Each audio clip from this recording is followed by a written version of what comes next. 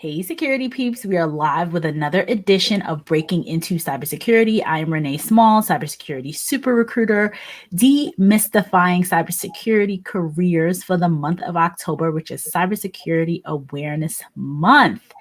And I am here with the wonderful, the amazing Maddy Pet. Say hi to everybody, Maddy. Hi, everybody. And hi, Renee. Thanks for having me on today. Absolutely. So, Maddy, you are amazing in all these different ways. You co-founded Women in Technology at Cap One. You come from a software engineering background, and then now you're in this security space. What made you co-found this chapter of Women in Technology? Kick us off with that. What made you start that? Yeah, so Women in Technology, it sounds so great. I wanted to go a little bit back in how I kind of started off my career as a software engineer. So software engineer working in the Bay Area. I was probably the only female software engineer either on my team or just female engineer at all. So I, didn't really get this opportunity to meet other women in technology. So I've always wanted it, but I didn't always have it. So I was working about 5 years ago, and it started off with kind of me being hungry. I can't remember if it was breakfast or if it was lunch, but I was working and I was on my way to the cafeteria, and I saw this giant sign, and it said, McLean, Women in Technology Kickoff event. And I was like, what is this? What is Women in Technology? Like, I'm a woman in technology. Like, what is this? I have to learn more about this. So I saw a date, I saw a time, a location, and also a contact. So I think I wrote it all down. I think I ate my breakfast, my lunch, whatever it was. And immediately when I got back to my desk, I emailed the contact and I was like, how can I get involved? I am so interested. And they're like, hey, I noticed in your email, you said you were a software engineer. Would you be willing to create a sign-in app for our kickoff event that we're having?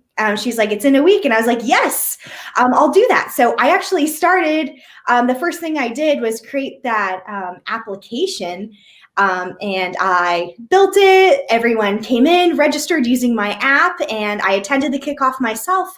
And it was so amazing just having a first kind of session before, McLean Women in Technology was officially founded for the McLean chapter. And there was a panel of all women executives that were VP plus. This is the first time I'm meeting these women. I knew they existed, but I didn't know their names. I hadn't met them, especially being, just associate software engineer. I didn't really have the opportunity to meet these women and to hear from them. So with all of that and the panel, they started talking about this leaky tech pipeline. And I knew that girls and boys had an equal interest in STEM in middle school, but I didn't really know how, it kind of diminished over time as women, entered high school and college and their careers. I was not aware of this and how bad it's gotten. So this event was kind of just eye-opening for me. And after this event, I talked back to the contact. I'm like, we've got to make this really big. We've got to make this really strong. So I offered to take the communications lead for this chapter, and I've done so much with that. And also I've gotten very involved in the networking and engagement group too. So this led to certain kind of events like the new hire breakfast that I'll give a shout out to Serena and Kritika that helped me build that. And it was just an opportunity for women at different titles in different places at their career, different ages, to all get together and have some coffee, have some breakfast, and just get a chance to actually network and meet each other, because we know we exist, but we don't always see each other day to day. And it was just such a great opportunity.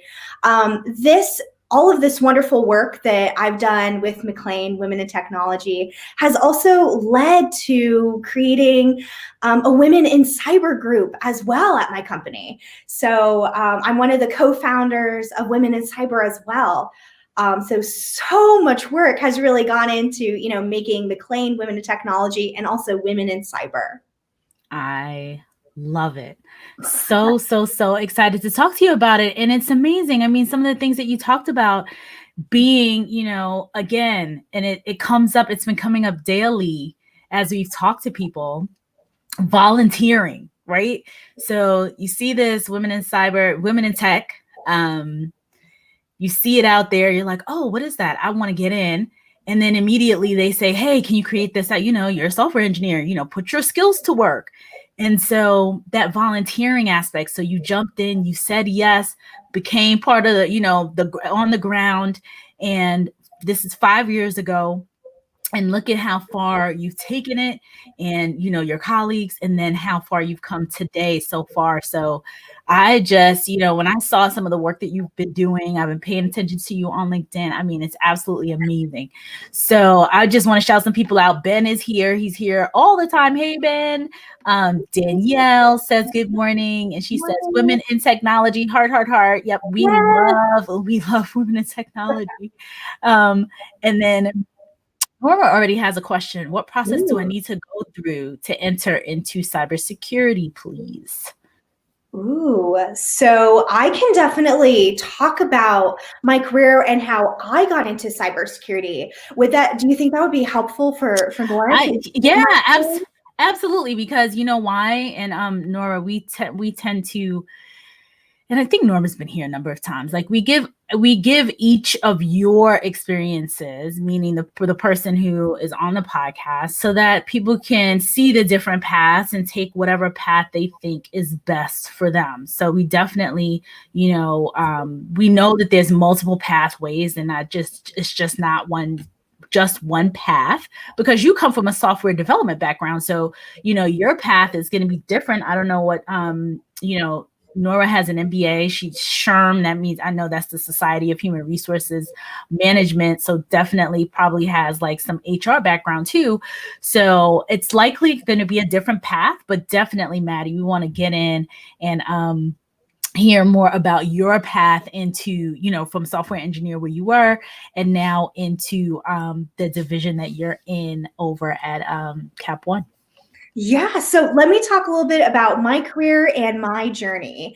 So cool. I came into cybersecurity kind of through the software engineering route. So I went to college.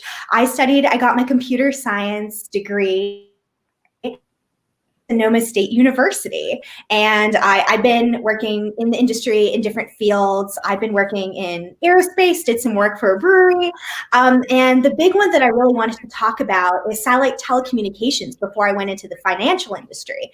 So satellite telecommunications, this was kind of my first real start into learning all about networking. So with satellite telecommunications, it was, you know, a company that was in the Bay Area, so I could easily drive to it. But there is where I did a lot of work with the NOC, which is the Network Operations Center. So I worked a lot with those engineers. I worked with a lot of field engineers, learning how to point a satellite dish.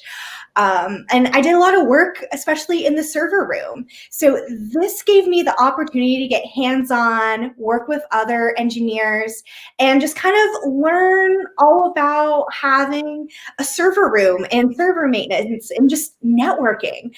So all of this work, I did a lot of work with installing servers. I learned all about UPSs. I learned to have a jacket behind my chair in case I needed to run to the server room and restart a server.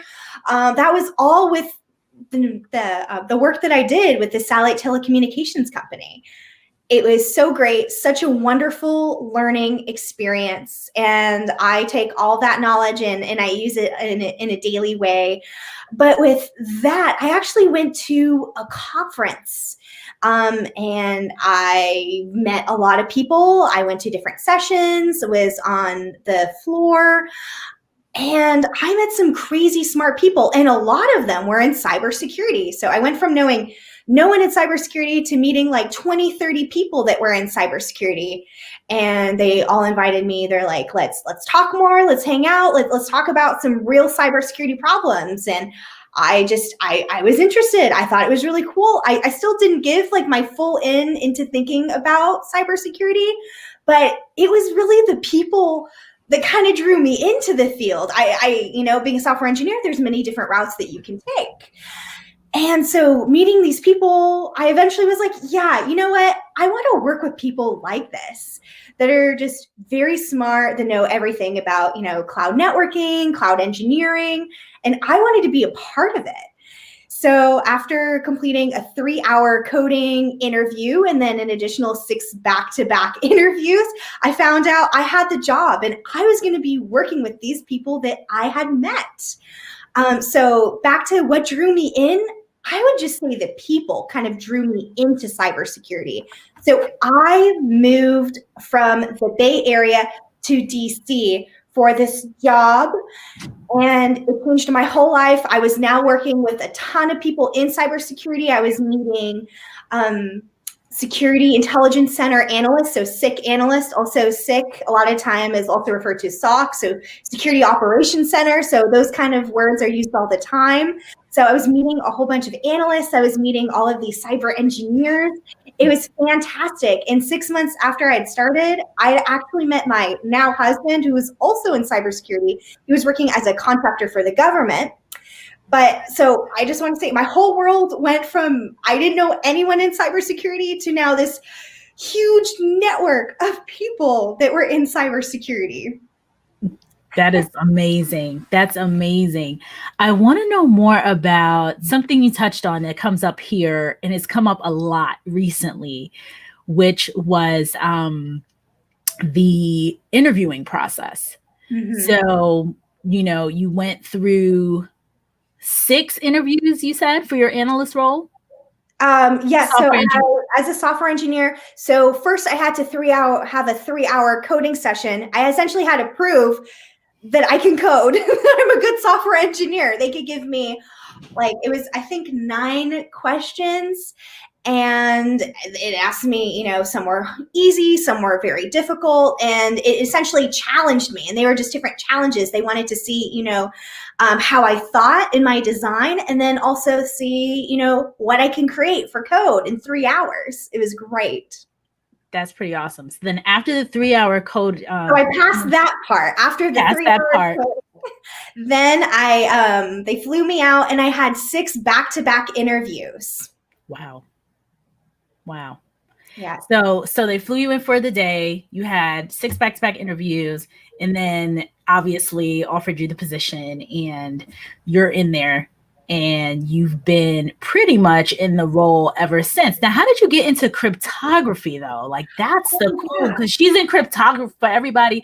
And please explain to people. So Maddy, for the month of October, we are demystifying careers in cybersecurity. So a lot of people are going to see this that are not typically in security. And the purpose is to really demystify it. So once we get started, I do want you to explain to people what cryptography is and what you do in it. But before we do that, Carlos says, hats off to women in technology who are cognitive in the sciences. Great show, Maddy. Maddy's awesome. Thanks, Carlos. Yes. So what is cryptography, and what made you get in, segue around? Because I see you had a number of roles within that past 5 years, within the past 5 years. Yeah. So I'll just say cryptography is kind of the science of making sure that information stays secure. And I would say that's mainly due to encryption, different encryption algorithms, using different keys, and also creating certificates as well. So I would say that's kind of the shorthand of explaining what that is. And I really want to go into how I got into cryptography, or crypto services, as we call it. So when I had started originally in cybersecurity, I was working in cyber engineering, and then I had made my way over to being a software engineer, still in cyber, but doing a lot of work for operations and intelligence. And so while I was at Sonoma State University getting my CS degree, one of the classes I actually took was cryptography and malware. So I kind of applied my malware knowledge to being in operations and intelligence, and I had a great time with that, learning about threats and discoveries and indicators of compromise. I learned so much being in that, and it was so great.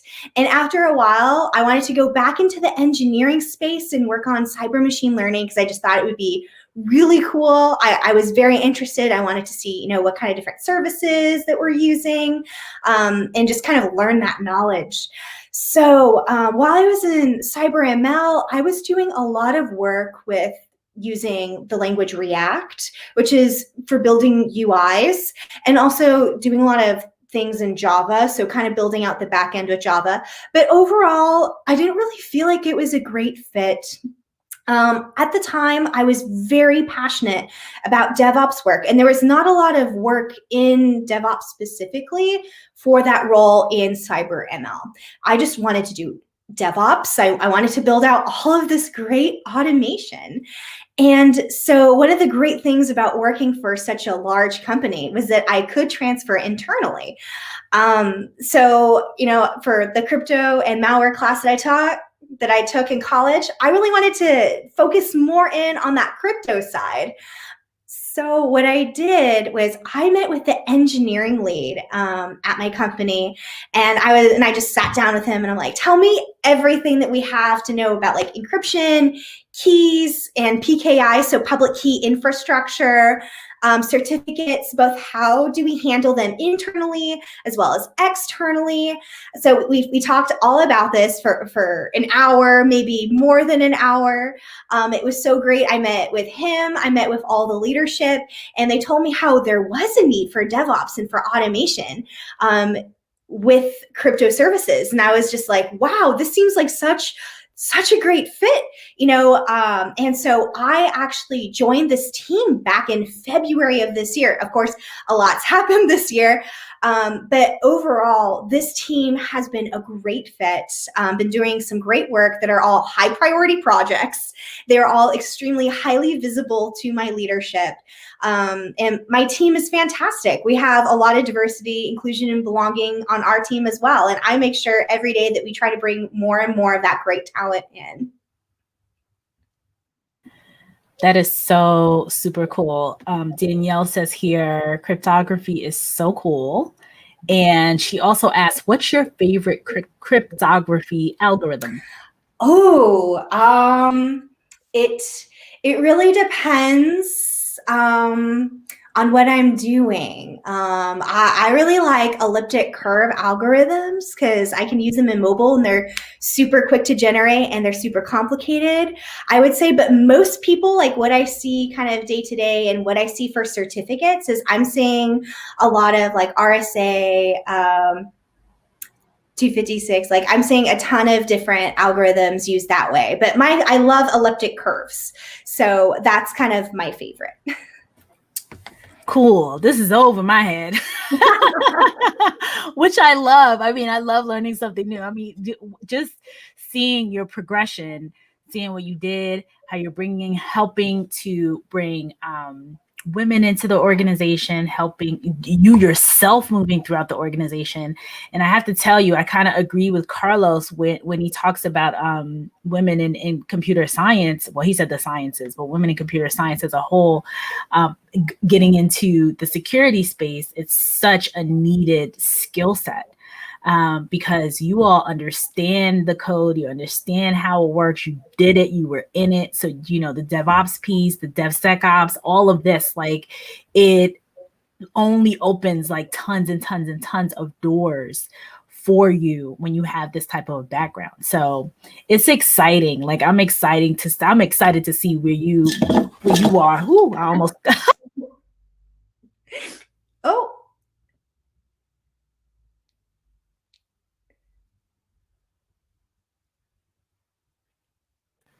Can you hear me? Yep, we're good. Okay. Perfect. Excited to see where you end up in a few years. Super, super excited. So tell us about you founded Women in Technology. You talk about some of the great panels and all the things that happen. How do you, how often is this, and this is the chapter, in McLean, like how often do you guys have meetings?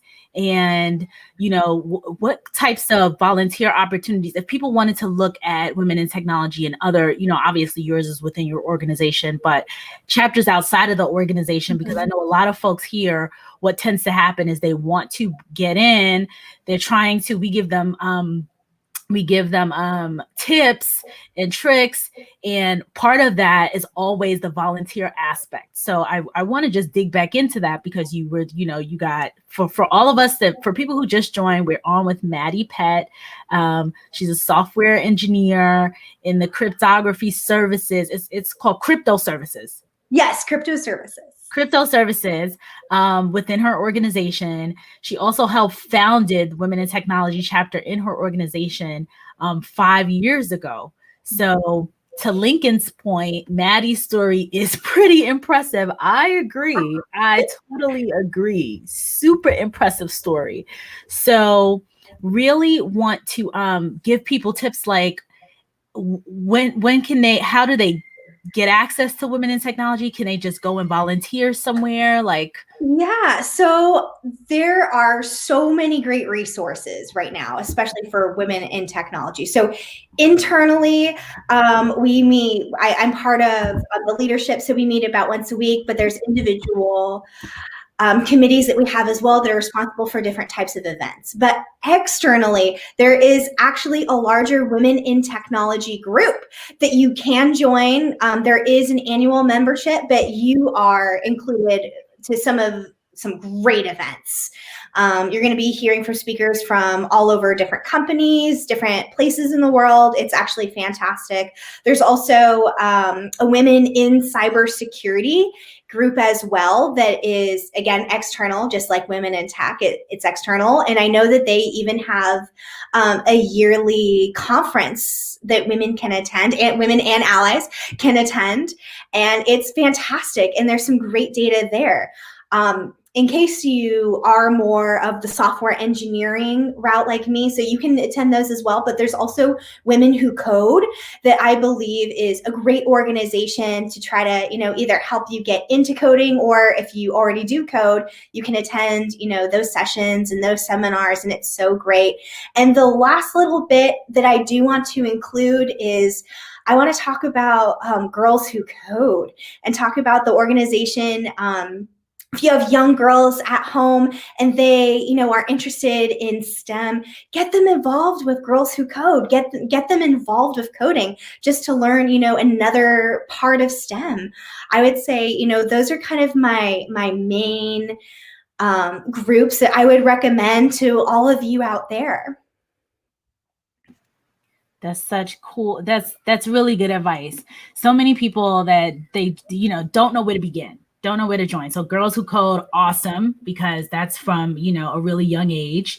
And then moving into, if you're at an organization level or you're doing something else, like maybe some of the folks that are here that are in adjacent careers, or they're not yet, at the point where they're looking to break into the industry, kind of like what Nora was saying earlier. All of those are the tips that, and the volunteer opportunities that Maddy would recommend. So Oni wants to know, they're getting real technical on you today. And Oni wants to know, how do you handle the slower speed that comes with asymmetric encryption? So I would say that we have a lot of processing and computing power with where I'm at right now.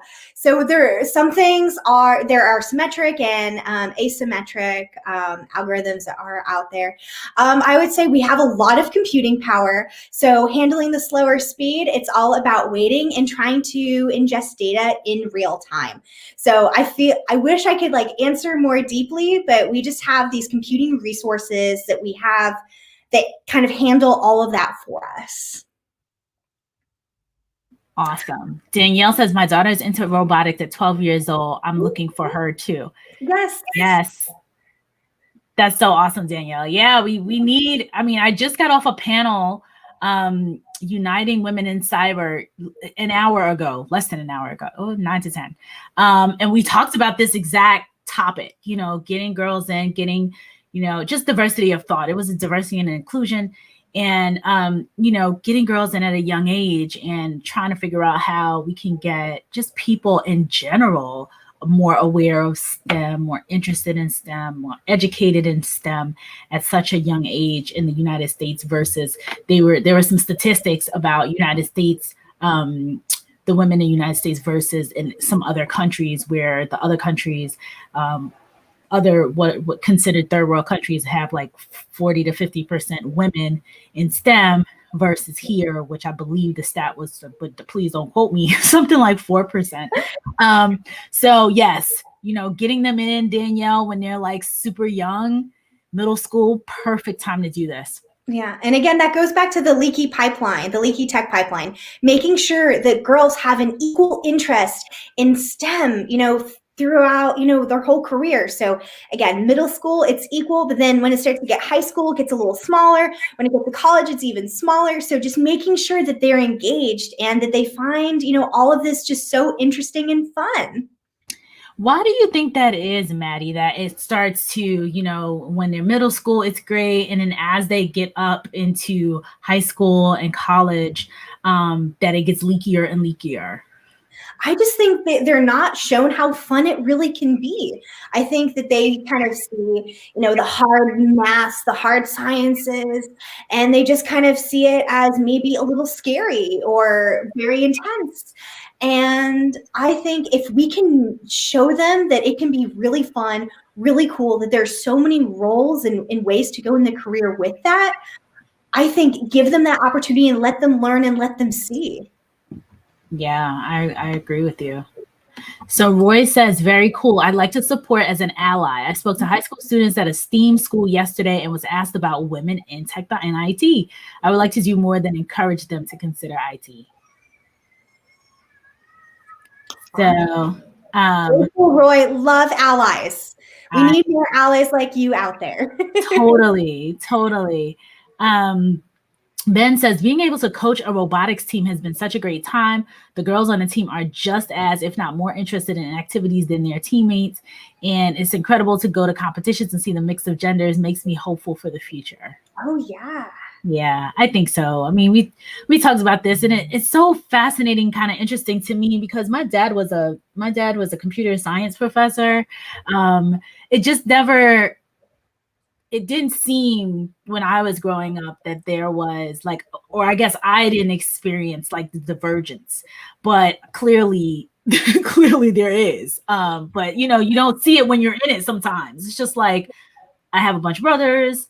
My dad's a comp sci professor. Of course, and there was never this, you can do it or you can't do it. It's like, I can do it just as, like, why couldn't I do it? Like, there was never even a second thought. So it's just so interesting. And the more I learn more about it, I'm just like, it's unfortunate. But Ben, I'm with you. I think there is it's a ton of hope, and it's not because I think it's more exposure and encouragement to what one of the panelists said this morning, Larry Whiteside. He said about encouraging girls.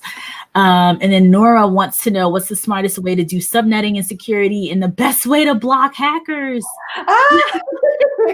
Hey, Nora. So the smartest way to do subnetting is, I believe, if you are doing cloud computing, there's a lot of times there's this term of security groups. So I would say making sure that you have your security groups set up and making sure that you're working on your networking, working with your VPCs, and that way. So really just making sure that you set up your environment correctly, kind of using security best practices as you're building out your environments. And then the best way to block hackers, I would say the best way that you can do it is just making sure that when you're getting those emails that you don't get phished.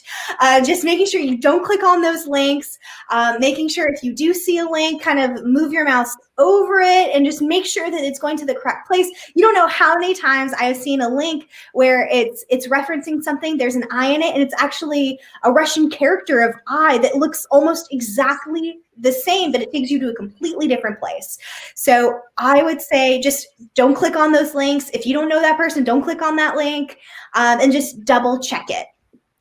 That's so key. I had I was the cybersecurity expert for my one of my friends' podcasts recently, and I said the exact same thing. I was like, half of it is about social engineering and being phished, period. Yes. And so she's in marketing, and she asked me, like, because marketers send out so many emails, right? And you think about Black Friday and Cyber Monday coming up, and all these emails are flying around, and you see something from Amazon, and you go and you get ready to click it, and that's how we all get caught.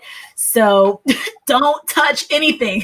Don't click on links. If you know you have to go there, I know it sounds horrible, but type it out to make sure there's no crazy, like, embedded symbols in there. 100%. That was my exact same advice. So look, the crypto person says, I'm on it. I'm right. That's right. I'm listening here.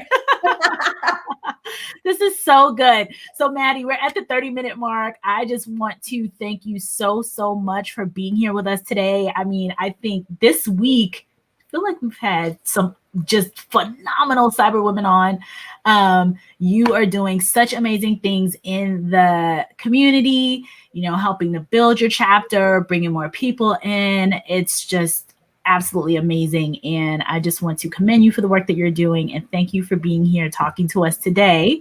And you got to come back in like next year and tell us what you're up to, because you are just, you're the Energizer Bunny. You're just going. So I cannot wait to see where you are and, how you progress in your career for sure. Thank you. And thank you, Renee, for having me. And thank you all for all of you that are at home that took the time to listen and chime in. Really appreciate it. Absolutely. I always say that too. Thank you to all the guests that come in, because they have just awesome comments. So totally. Pat makes a comment. I mean, there's so many comments coming in. Thank you, Maddy. Danielle. Patrick says, I have 2 daughters. Bet you can guess where I'll be pushing their academics. That's right. Start them early. Start them all early. So Maddy, everybody else, we will see you tomorrow. Another edition of Breaking Into Cybersecurity. We are going to have CISO Thursdays is back. So we're going to have James Azar and Naomi Buckwalter, and we're going to be back all together chopping it up tomorrow morning, Thursday, and 29 days. 3 more days till the end of the month. Yeah, I've been at this for almost 31 days straight. It is much. All right. Bye, everybody. Thank you for being here.